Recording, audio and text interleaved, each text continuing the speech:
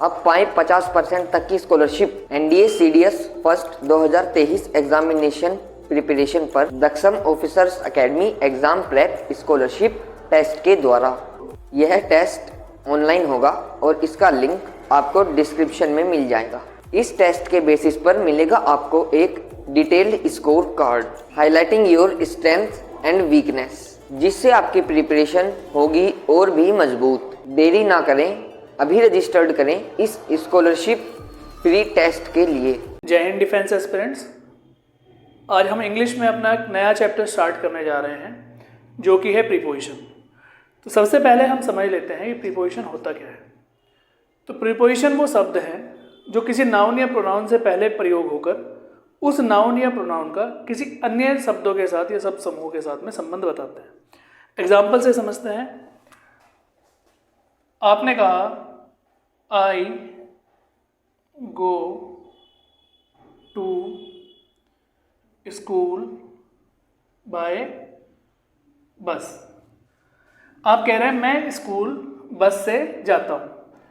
तो यहाँ पे स्कूल का संबंध, स्कूल जाने का संबंध आप बता रहे हैं किससे जाता है? बस से।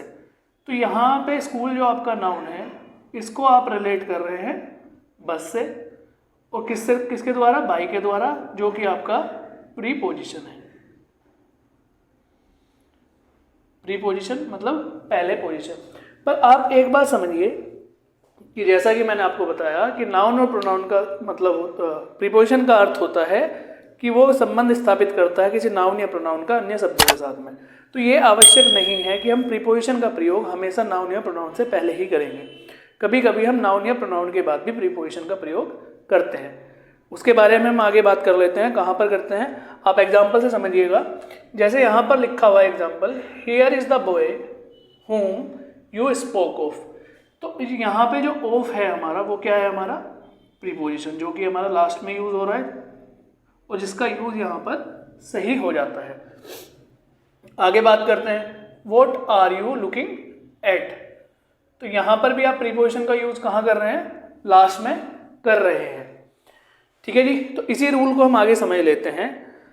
जब आपका preposition that,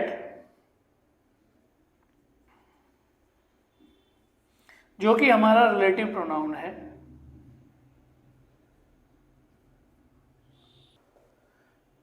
as a object use हो रहा हो, तो उसके बाद में आने वाला प्रीपोजिशन लास्ट में प्रयोग करेंगे।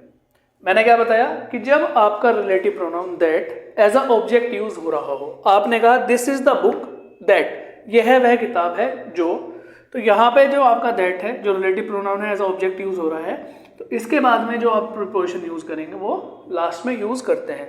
This is the book that were looking for. चलिए नेक्स्ट रूल की बात कर लेते हैं। नेक्स्ट रूल में हमारा ये कहता है कि जो वर्ड्स यहाँ पर लिखे हुए हैं, इनके बाद में हम प्रीपोजिशन का प्रयोग नहीं करते हैं। वर्ड क्या है हमारे? Order, reach, attack, resist, succeed, inform, resemble, assist और अफोर्ड। और एक कंडीशन का आप ध्यान रखें, यहाँ पर मैंने क्या बताया? प्रीपोजिशन आपकी यूज नहीं होती है। लेकिन कब यूज नहीं होती है? जब ये सेंटेंस एक्टिव फॉर्म में हो। जब आप इनको एक्टिव फॉर्म में यूज कर रहे हैं तो आप प्रीपोजिशन का यूज नहीं करते हैं। जब आप इनको पैसिव फॉर्म में यूज करते हैं तो प्रीपोजिशन का यूज हो सकता है। एग्जाम्पल से समझते हैं। अगर मैं एक्टिव फॉर्म की बात करूं, मैंने कहा ही रिजेंबल्स टू हिज फादर, वो अपने पिता के जैसा दिखाई पड़ता है। तो आपने यहाँ पे वर्ड यूज करा रिजेंबल्स, तो रिजेंबल के बाद में जो प्रीपोजिशन टू आ रहा है हमारा, वो गलत हो जाता है। तो जो वर्ड मैंने बताए हैं यहाँ पे, इनके बाद में हम प्रीपोजिशन का यूज नहीं करते हैं। ठीक है। वर्ड एक बार और देख लीजिएगा। Order, reach, attack, resist, succeed, inform, resemble, assist, afford. तो इन वर्ड्स के साथ में आप प्रीपोजिशन का यूज नहीं करते हैं। चलिए जी आगे बात करते हैं हम नेक्स्ट रूल में, डिफरेंस बिटवीन इन और इनटू। इन और इनटू का प्रयोग हम कहाँ पर करते हैं? देखिए, इन का मतलब होता है में या के अंदर। ठीक है।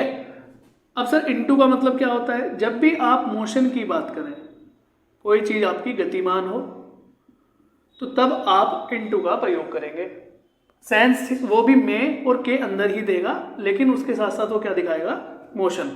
एग्जाम्पल से समझते हैं। आपने कहा द टी इज पोर्ड इन या इनटू द कप, तो आप चाय पलट रहे हैं कप के अंदर। तो आप समझे, जब आप चाय को कप के अंदर पलट रहे होंगे तो जो हमारी चाय होती है वो उस टाइम पे मोशन में होगी, तो आप इसके साथ में इन का प्रयोग नहीं करेंगे। यहाँ पर आप क्या यूज करेंगे, इनटू कप। नेक्स्ट एग्जाम्पल देखते हैं। वी आर सिटिंग इन या इनटू द क्लासरूम, हम क्लासरूम में बैठे हुए हैं। तो जब आप क्लासरूम में बैठे हुए होंगे तो आप क्या होंगे, स्टिल पोजीशन में होंगे, आप वहां पर मोशन में नहीं हैं, तो आप क्या यूज करेंगे, इनका यूज करते हैं। आगे बात करते हैं। द बॉय जम्प्ड इन या इनटू रिवर, अब जब लड़का जंप कर रहा होगा रिवर के अंदर तो वो क्या होगा, मोशन में होगा, तो आप वहां पर क्या यूज करेंगे, इनका यूज नहीं करते हैं, आप क्या यूज करेंगे, इनटू का यूज करते हैं। चलिए आगे एग्जांपल देख लेते हैं। आगे लिखा हुआ है he entered into the room. अब आप रूम में एंटर कर रहे हैं तो मोशन में एंटर कर रहे होंगे, तो यहाँ पे आपका क्या यूज होना चाहिए, इनटू का यूज होना चाहिए। लेकिन आप एक चीज को ध्यान में रखें कि जब भी आप एंटर का यूज करेंगे, एंटर के बाद में आप इन या इनटू प्रीपोजिशन का यूज नहीं करते हैं, क्योंकि जब भी आप किसी चीज में एंटर कर रहे होंगे तो एंट्री करते समय आप मोशन में, ऑलरेडी मोशन में होंगे, तो वहां पर आप इन या इनटू का यूज नहीं करेंगे। मैंने क्या बताया आपको, दोनों में से कोई भी आप यूज नहीं करेंगे, ना तो आप इन का यूज करेंगे ना इनटू का यूज करेंगे। किस वर्ड के लिए, एंटर के लिए। एक ऐसा ही वर्ड और होता है जो थ्रो होता है हमारा। अभी थ्रो का मतलब होता है फेंकना, तो जब आप किसी चीज को फेंकते हैं तो वो मोशन में होगी ऑलरेडी, तो उसके साथ में आप इन या इनटू का प्रयोग नहीं करते हैं। देखिए इन का प्रयोग हम फिर भी उसके साथ कर सकते हैं, क्योंकि हमारा वो मोशन दिखा रहा है किसी चीज के अंदर जाते हुए। जैसे अगला एग्जांपल हम समझे, he threw the ball into the well, उसने गेंद को कुएं के अंदर फेंक दिया। तो कुएं के अंदर फेंक दिया, फेंकते हुए जब किसी चीज को आपने फेंका तो वो ऑलरेडी मोशन दिखा रही है, तो उसके साथ में आप इनटू का यूज नहीं करेंगे। लेकिन कुएं के अंदर की आप बात कर रहे हैं, अंदर दिखाने के लिए आप यहाँ पर इन का यूज कर सकते हैं। तो आप सेंटेंस क्या, आपका जो करेक्ट फॉर्म होगा वो क्या हो जाएगा, आप कहेंगे he threw the ball in the well. ठीक है जी, चलिए आगे पढ़ लेते हैं। नेक्स्ट रूल में हम बात करते हैं ऑन, इन और एट की। ऑन, इन और एट का हम यूज कहां पर करते हैं, इसकी बात कर लेते हैं। देखिए अगर आप मंथ की बात कर रहे हैं, किसी महीने की बात कर रहे हैं, तो महीने के साथ में आप इन का यूज करेंगे, इन जनवरी, इन फरवरी, इन मार्च। ठीक है, अगर आप ईयर की बात कर रहे हैं तो उसके साथ भी आप इन का यूज करेंगे। आई बॉट इन 2001, 2002, 2005, आप जो भी यूज करें। जब आप डे का यूज कर रहे हैं तो आप डे के साथ में ऑन का यूज करेंगे। अगर हम एग्जांपल लें, on Sunday, on Monday, on Tuesday. अगर आप डेट की बात कर रहे हैं तो उसके साथ भी आप ऑन का यूज करेंगे, on 21st, on 22nd of January, on 23rd of January. इस तरीके से डेट के साथ भी आप ऑन का यूज करेंगे। देखिए नेक्स्ट हमारा आ जाता है प्लेस। तो प्लेस मतलब जगह, जगह के साथ में हम इनका और एट दोनों का यूज करते हैं। अब हमें समझना है कि इनका यूज हम कहाँ करते हैं और एट का यूज हम कहाँ करते हैं। जब हमारा प्लेस रिलेटिवली छोटा होता है तो तब हम उसके साथ में एट का यूज करेंगे, और जब हम बड़े किसी जगह की बात कर रहे होंगे तो हम उसके साथ में इनका यूज करेंगे। एग्जाम्पल से समझते हैं कि आई लिव इन मेरठ। ठीक है, मैं मेरठ में रहता हूं, लेकिन मेरठ में जगह है गंगानगर, तो मैं बोलूंगा आई लिव एट गंगानगर इन मेरठ। ठीक है जी, तो आप जगह की बात कर रहे हैं छोटी रिलेटिवली। अगर देखिए मेरठ के सामने गंगानगर छोटा है तो आप वहां पर गंगानगर के साथ में एट का यूज करेंगे, और मेरठ एक बड़ी जगह है तो आप वहां पर इनका यूज करेंगे। I live in Ganganagar, I live in Meerut, या अगर आप गंगानगर की बात कर रहे हैं, आई लिव एट गंगानगर इन मेरठ। चलिए आगे बात करते हैं हम टाइम की। जब भी आप एग्जैक्ट टाइम की बात कर रहे होंगे तो आप उसके साथ में एट का यूज करेंगे। अब एग्जैक्ट टाइम से हमारा क्या मतलब है, मैंने कहा eight 7 o'clock, eight 6 o'clock, eight 5 o'clock, तो आप एक पर्टिकुलर टाइम की बात कर रहे हैं, तब आप एट का यूज करेंगे। और पर्टिकुलर टाइम हमारे क्या हो सकते हैं, अगर हम दिन की बात करें तो मैं कहूँगा एट नून। एट नून का मतलब है सुबह दिन के 12 बजे। एट मिडनाइट, तो एट मिडनाइट का मतलब है रात के 12 बजे। तो at noon, at dawn, at dusk, dawn का मतलब होता है सुबह का समय, डस्क का मतलब होता है शाम का समय। तो at dawn, at dusk, at noon, at sunrise, at sunset, इनके साथ में आप एट का यूज करेंगे। लेकिन अगर आपका समय का पीरियड थोड़ा बड़ा है, ठीक है जी, अभी यहाँ पे बड़े छोटे की बात कही थी ना, उसी तरीके से अगर आपका समय का पीरियड बड़ा है तो आप उसके साथ में इनका यूज करेंगे। जैसे मैं कहूँ इन द मॉर्निंग, तो मॉर्निंग का समय आप 6 बजे से 8 बजे तक, 4 बजे से 8 बजे तक आपकी मॉर्निंग ही होती है। तो in the morning, in the afternoon, in evening, तो यहाँ पर आप इनका प्रयोग करेंगे। चलिए नेक्स्ट रूल की बात करते हैं।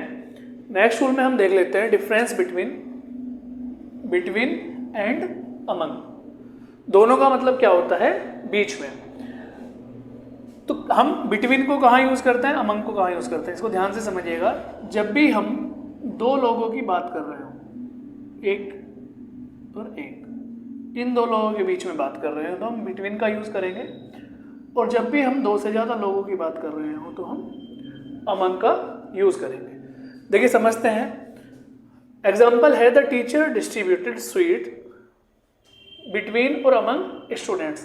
तो छात्रों के बीच में टीचर ने स्वीट्स डिस्ट्रीब्यूट करी। तो ऑफ कोर्स बच्चे कितने होंगे, छात्र कितने होंगे, स्टूडेंट्स 2 से ज़्यादा होंगे। तो आप यहाँ पर क्या यूज़ करेंगे, अमंग का यूज़ करते हैं। नेक्स्ट हम बात करते हैं the match will be played dash India and Australia. तो आप यहाँ पर बात कर रहे हैं इंडिया और ऑस्ट्रेलिया की, जो कि 2 कंट्री हैं। तो 2 के साथ में आप क्या यूज़ करेंगे, यहाँ पर आप बिटवीन का यूज़ करते हैं। चलिए जी आगे बात करते हैं। आगे लिखा हुआ है there is an alliance between the या अमंग द 3 कंट्रीज। तो क्या यूज करेंगे आप, बिटवीन का यूज करेंगे या अमंग का यूज करेंगे। देखिए यहां पर हम जो यूज करेंगे, हम बिटवीन को यूज करते हैं। अब आप लोगों के दिमाग में कंफ्यूजन आना चाहिए कि सर यहां पर लिखा हुआ है 3 कंट्रीज, 3 देशों की, जबकि आपने बताया कि बिटवीन का यूज होता है केवल 2 के लिए, 2 से ज्यादा के लिए हम अमंग का यूज करते हैं। तो यहां पर हमने अमंग क्यों नहीं यूज करा, तो इस बात को आप ध्यान से समझिएगा कि बिटवीन का यूज हम म्यूचुअल रिलेशन दिखाने के लिए भी करते हैं। म्यूचुअल रिलेशन का मतलब क्या होता है, पारस्परिक संबंध, अच्छे संबंध दिखाने के लिए भी हम बिटवीन का यूज करते हैं। मैंने कहा देयर इज एन अलायंस, तो हम यहाँ पर जब अलायंस की बात कर रहे हैं तो अलायंस होने की वजह से हमने 2 से ज़्यादा के साथ भी बिटवीन का यूज करा। चलिए आगे बात करते हैं। There is no enmity between him and I. आप एक चीज़ का ध्यान रखें कि जब आप बिटवीन की बात कर रहे हो तो बिटवीन के बाद में आपका जो प्रोनाउन आएगा वो हमेशा ऑब्जेक्टिव केस में होगा। तो आप क्या करेंगे, हमेशा ऑब्जेक्टिव प्रोनाउन का यूज करेंगे। जैसे कि there is no enmity between him हमारा करेक्ट हो जाता है, लेकिन आई का जो ऑब्जेक्टिव केस होता है, आई हमारा क्या है, नॉमिनेटिव केस है, तो उसका ऑब्जेक्टिव केस क्या हो जाता है, मी। दूसरा आप ध्यान रखें कि जब भी आप बिटवीन का यूज करेंगे तो उसके साथ में आप कंजंक्शन यूज करते हैं एंड। तो बिटवीन के साथ में आप एंड का यूज करते हैं। आगे बात करते हैं बिटवीन द स्टूडेंट्स। तो बिटवीन के बाद में आप जब भी नाउन यूज करेंगे तो वो नाउन आपका क्या होगा, प्लूरल फॉर्म में होता है। आगे है between each and boy, between every girl. तो आप ध्यान रखें कि बिटवीन के साथ में आप ईच और एवरी का यूज नहीं कर सकते हैं। चलिए आगे बात करते हैं use of to and at की। टू का यूज हम कहाँ करते हैं, एट का यूज कहाँ करते हैं। देखिए अगर हम जगह की बात करें, प्लेस की बात करें, तो नियरेस्ट प्लेस दिखाने के लिए, नियरेस्ट प्लेस बताने के लिए हम टू का यूज करते हैं। और अगर हम किसी को पिन पॉइंट करें, किसी जगह को पिन पॉइंट करें, तो उसके लिए हम एट का यूज करते हैं। जैसे एग्जाम्पल लिखा हुआ है, मैंने कहा I am at Daksham officers academy. अभी करंटली मैं कहाँ हूँ, एग्जैक्ट लोकेशन क्या है मेरी, at Daksham officers academy near to Buxar Chopla. तो यहाँ पर बक्सर चोपला पर आपकी अकेडमी है, तो आप कह रहे हैं I am at, exact location क्या है, दक्षम ऑफिसर्स अकेडमी, किसके पास में है, नियर टू बक्सर चोपला। ठीक है जी। चलिए आगे बात करते हैं नेक्स्ट रूल में हम यूज ऑफ इन और विद इन का। देखिए इन का मतलब क्या हो जाता है आपका में, मतलब समय की आप बात करेंगे, ठीक है। और विद इन का मतलब हो जाता है समय रहते हुए, समय रहते हुए। सर डिफरेंस क्या हुआ दोनों में? देखिए समझते हैं। मैंने कहा he will be here with in an hour, वो यहाँ पर 1 घंटे के अंदर होगा। तो विद इन को यूज करने का मतलब, अगर आप विद इन यूज कर रहे हैं तो विद इन एन आवर का मतलब है वो आधा घंटे में भी आ सकता है, 45 मिनट में भी आ सकता है, 50 मिनट में भी आ सकता है। तो 1 घंटे से पहले पहले वो आ जाएगा। तो 1 घंटे से पहले मतलब समय रहते हुए वो यहाँ पर होगा। नेक्स्ट बात करें, इन 2 hours the meeting will be over, तो 2 घंटे के अंदर, ठीक है। तो यहाँ पर आप सिंपल कहना चाह रहे हैं कि 2 घंटे में आपकी मीटिंग क्या हो जाएगी, ओवर हो जाएगी। आई होप कि आपको डिफरेंस समझ में आया होगा इन और विद इन का। चलिए आगे बात करते हैं ओन और अपॉन की। ओन का मतलब होता है पर, ठीक है, या ऊपर। मैंने कहा the cat is sitting on the table, जो कैट है आपकी, बिल्ली है, वो मेज पर बैठी हुई है। तो यहाँ पे ओन आपका सही हो जाता है। सर अपॉन फिर कहाँ यूज करते हैं हम? जब भी, जैसे हमने इन और इनटू में पढ़ा था, ऐसे ही ओन और अपॉन में होता है। जब भी आप मोशन की बात करेंगे तो आप यहाँ पर अपॉन का यूज करते हैं। मैंने कहा था cat jumped upon the rat, बिल्ली चूहे के ऊपर झपटी। तो जब बिल्ली चूहे के ऊपर झपट रही होगी तो वो होगी मोशन में। तो आप क्या यूज करेंगे? The cat jumped upon the rat, ठीक है जी। चलिए आगे बात कर लेते हैं। कुछ आपके यहाँ पे नाउन लिखे हुए हैं जिनके बाद में हम प्रीपोजिशन एट का यूज करते हैं। Aim at, point at, laugh at, stare at. Example आप इसके लिए लिख सकते हैं, डोंट लाफ एट हिम। तो यहां पर आप क्या करते हैं? प्रीपोजिशन एट का यूज करते हैं।